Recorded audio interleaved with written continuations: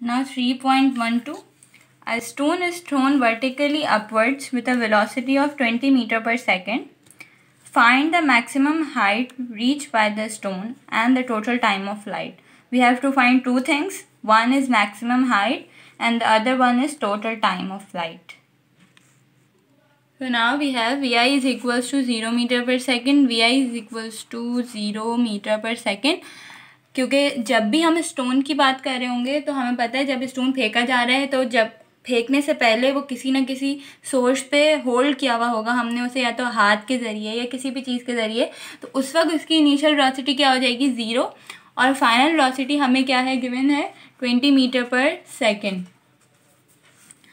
हमें मालूम क्या करना है हाइट और टोटल टाइम, और जी भी हमें पता है क्या है 10 मीटर पर second square.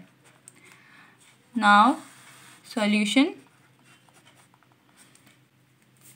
Using first equation of motion, क्योंकि उससे हमें क्या पता चल जाएगा टी हमें फर्स्ट इक्वेशन ऑफ मोशन से पता चल जाएगा और सेकेंड इक्वेशन ऑफ मोशन से हमें एच पता चल जाएगा, क्योंकि एच क्या होता है एस होता है बेसिकली, और सेकेंड इक्वेशन ऑफ मोशन क्या होती है S is equals to V I T plus half A T square. तो सबसे पहले हम यहाँ से टी निकाल लेते हैं, क्योंकि ये टी हमें क्वेश्चन में भी पूछा है और हमें अपना एच निकालने के लिए भी चाहिए होगा। सेकेंड इक्वेशन ऑफ मोशन में भी हमें टी की रिक्वायरमेंट होगी, तो पहले हम टी निकाल लेते हैं। तो टी किसके बराबर हो जाएगा V F minus V I is upon ji.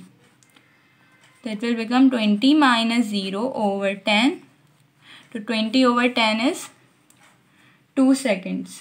2 second हमारे पास क्या आया टाइम आ गया। लेकिन अगेन ये एक तरफ का टाइम है, हमें क्या चाहिए हमें टोटल टाइम चाहिए। जब उन्होंने टोटल टाइम बोल दिया तो because a stone is thrown vertically upwards, तो जब वो अपवर्ड गया और उसके बाद वापस नीचे आया तो उसको 2 दफ़ा टाइम लगा, और ये जो हमने टाइम निकाला है ये 1 दफ़ा का टाइम है। तो जो टोटल टाइम होता है वो किसके बराबर हो जाएगा टी प्लस टी के, कि एक दफ़ा जब स्टोन ऊपर गया और ऊपर जाके जब एक दफ़ा स्टोन वापस नीचे आया, जब हम कभी भी पत्थर को ऊपर फेंकेंगे फिर वो ऊपर जाते हुए भी टाइम लेगा और वापस नीचे आते हुए भी टाइम लेगा। तो ये जो 2 सेकेंड है ये 1 दफ़ा का है, तो टोटल टाइम किसके बराबर हो जाएगा 2 + 2 = 4 सेकेंड। ये तो हो गया हमारे पास पहला पार्ट कि हमने टी निकाल लिया। अब हम एच निकालते हैं। एच किस तरह निकालेंगे using second equation of motion. H is equal to V I T plus half G T square.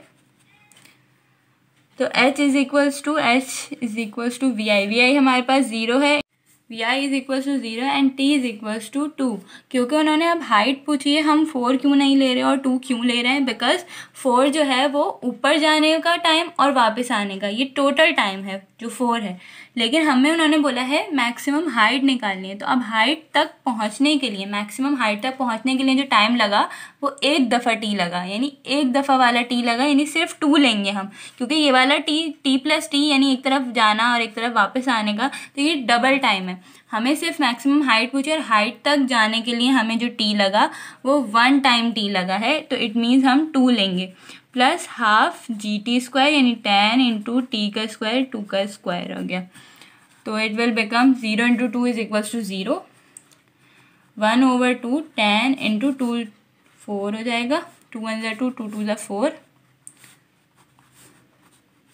10 into 2 is equals to 20 metre. तो h is equals to 20 metre.